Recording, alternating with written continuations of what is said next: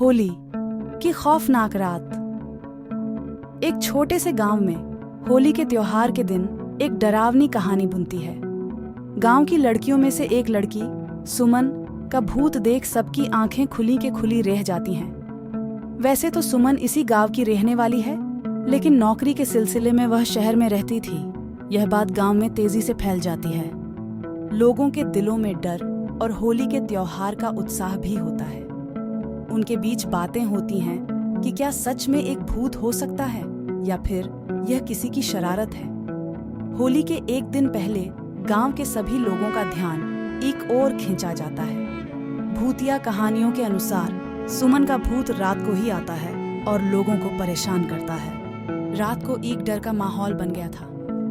लोग रात को घरों से बाहर निकलने को भी डर रहे थे। गांव में रात को कई लोगों ने उसका भूत देखा था, लेकिन जब होली की रात आती है सभी का ध्यान रंगों और मस्ती पर होता है। सुमन का भूत नहीं आया और लोग आराम से होली का मजा लेते हैं। होली के बाद सच्चाई सामने आती है। सुमन का भूत सिर्फ होली के एक दिन पहले ही रात को क्यों आता है। 2-3 साल पहले होली की रात एक दिन पहले सुमन होली के त्योहार के लिए ही घर आ रही थी। रास्ते में कुछ लड़के यूं ही शरारत में उसे डराने लगे। वो भागी भागी घर जाने लगी।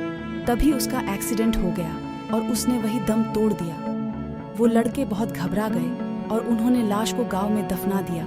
इस वजह से उसकी आत्मा भटकती रही। उसके घर वाले भी बहुत परेशान थे। गांव वालों को जब पूरी सच्चाई पता चली तो उन्होंने उसकी शांति के लिए हवन करवाया और उन लड़कों पर केस भी हुआ। और उस होली के बाद कभी भी सुमन का भूत दिखाई नहीं दिया। इस कहानी से हमें यह समझ आता है कि कोई अपने गुनाह छिपाने की कितनी भी कोशिश क्यों ना करे, कुदरत हमेशा इंसाफ करती है।